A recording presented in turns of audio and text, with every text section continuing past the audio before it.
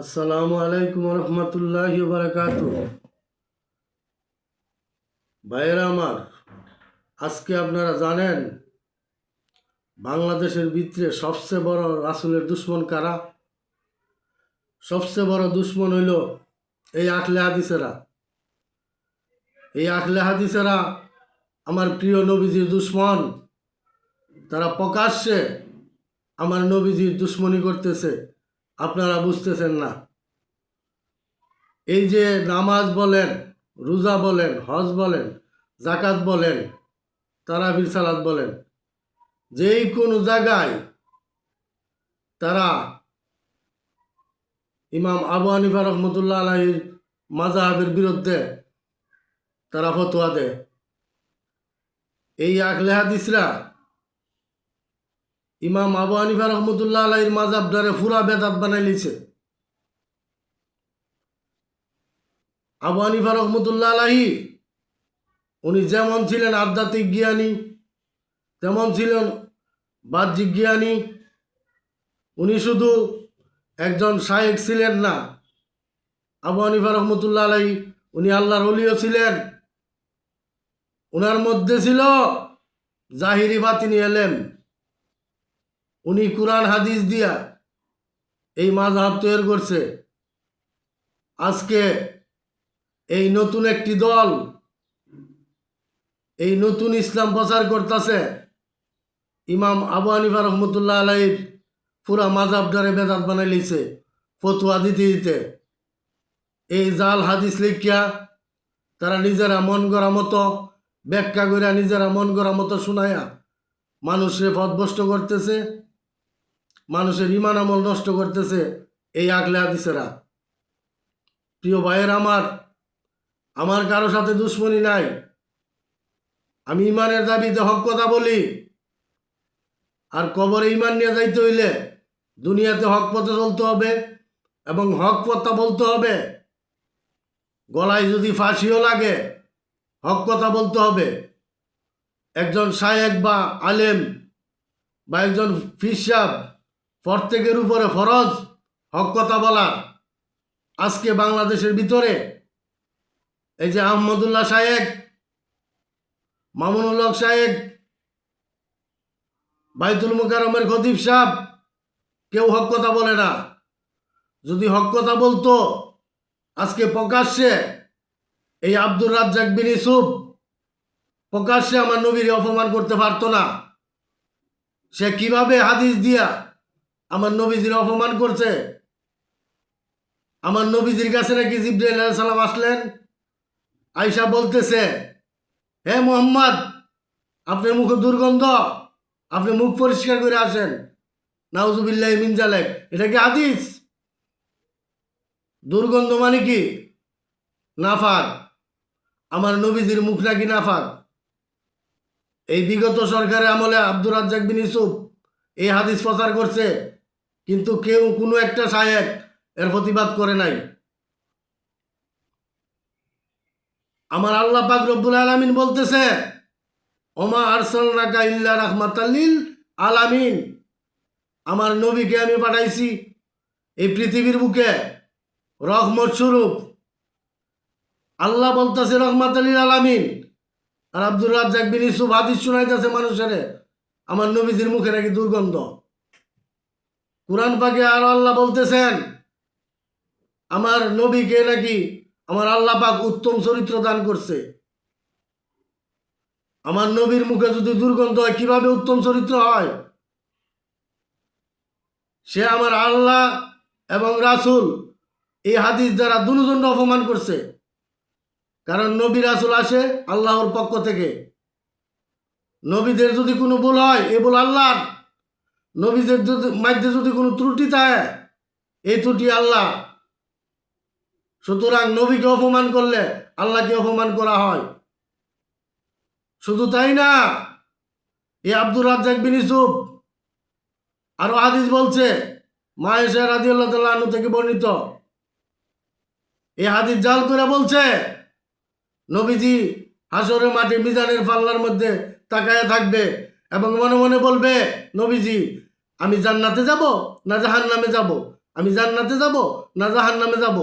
নবীজি নাকি মিজানের পাল্লার দিকে তাকাইয়া এই কথা বলবে? আরে কানার ঘরে কানারা, নবীদের কোনো আমল নামা নাই। নবী রাসূল বেগুনা মাসুম।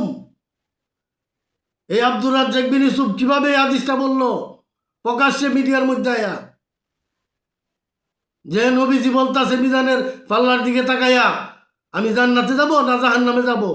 নাউজুবিল্লাহি মিন জালিক।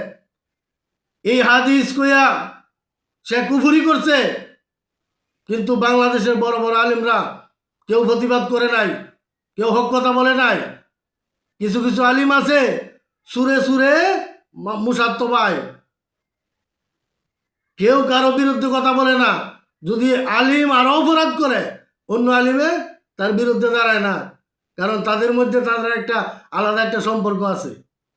আর সাধারণ মানুষ আমরা যদি কোনো কিছু বলি তাইলে আমরার উপরে আন্দোলন মিছিল মামলা দেও হামলা দেও, কিন্তু তারা যদি আরো আল্লাহ এবং রাসূল অপমান করে তাদের বিরুদ্ধে কোনো ফতোয়া নাই। এই মুফাসসির বিন মুহাসিন সে প্রকাশ্যে এসে বলে আমার নবীজি নাকি কবরের মধ্যে কঙ্কাল হয়ে পড়ে আছে। নাউজুবিল্লাহি মিন জালিক। কেউ প্রতিবাদ করছো? অথচ আমার নবী রাসূল, প্রত্যেকটা নবী রাসূল কবরে জিন্দা, তারা রিজিক প্রাপ্ত, তারা সালাত আদায় করে কবরের ভিত্তে। অথচ মুফাসসির বিন মুহাসিন এই বেদিন বলছে আমার নবী নাকি কঙ্কাল হয়ে পড়ে আছে কবরের মধ্যে। শুধু তাই না, এই মুফাসসির বিন মুহাসিন বলছে নবীদের দেখানো পদ্ধতিতে নামাজ পড়লে নাকি নামাজ হবে না। অথচ তারে কেউ প্রশ্নটা করলো না যে সাহাবীদের দেখানো যদি নামাজ পড়লে নামাজ না হয় তাইলে সমস্ত হাদিস বাতিল, কারণ হাদিসগুলা বর্ণনা করছে সাহাবীরা।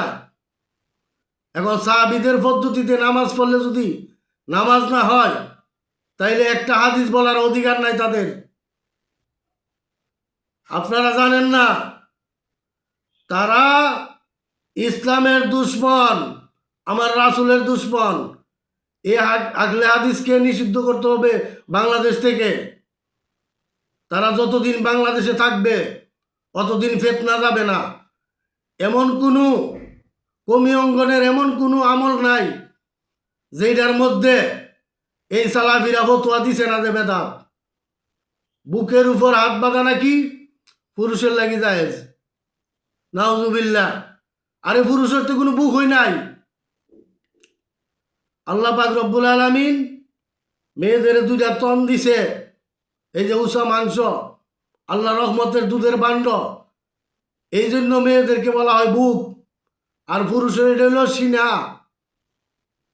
কোরআনে সূরা নূরের 33-34 আয়াতে আছে, আল্লাহ বলতেছে হে রাসূল আপনার স্ত্রীদেরকে বলুন তারা যেন বুকের উপর কাপড় ঝুলাইয়া দেয়। এই কোরআন আইছে বুক মহিলাদের, আর আমার নবীজির সিনা চাক হইছে। পুরুষের হইল সিনা, পুরুষের এটাকে বলা হয় সিনা। পুরুষের কোনো বুক নাই। এই বেমানেরা ধোঁকা দিতেছে মানুষের। বুকের উপরে হাত বাঁধার যে হাদিস, এই হাদিস মহিলাদের জন্য, পুরুষের না। পুরুষের কোনো বুক নাই, পুরুষের হইল সিনা। আর ডাক্তারি ভাষায় এটাকে বলা হয় বক্ক। এরা ধোঁকা দিতেছে। বারে বারে তাকবীর করা, পাও সরাইয়া কারো, জোরে আমিন বলো। প্রত্যেকটা বেদাতকে তারা বাংলার জমিনে প্রতিষ্ঠিত করতেছে, অথচ কমি অঙ্গলের আলেমরা মুখ বুজ্জা সহ্য করতেছে। আবার কেউ কেউ তার সাথে ফিরিত করে। তারা সম্পূর্ণ আকীদা তাদের বেদাত, অথচ প্রত্যেকটা কমি অঙ্গনের আলেমদেরকে বেদাতের ফতোয়া দিতেছে। তাদের উদ্দেশ্য হইল আবু হানিফা রাহমাতুল্লাহ আলাইহির মাযহাবকে কবর দেওয়া। তাদের উদ্দেশ্য হইল ইমাম আবু হানিফা রাহমাতুল্লাহ আলাইহির মাযহাবকে বাংলার জমিন থেকে মুছে ফেলা। তারা নতুন একটা ধর্ম, এই আহলে হাদিস বা সালাফি, এরা নতুন ধর্ম সৃষ্টি করছে। ইমাম আবু হানিফা রহমতুল্লাহ আলাইহির মাযহাবের সাথে তাদের আমল আখলাকের কোনো মিল নাই। তারা চাইতেছে এই বাংলার জমিনে তাদের মাযহাব সৃষ্টি করবে এবং আবু হানিফা রহমতুল্লাহ আলাইহির মাযহাবকে তারা ধূলিসাৎ করে দিবে। প্রিয় ভাইয়েরা,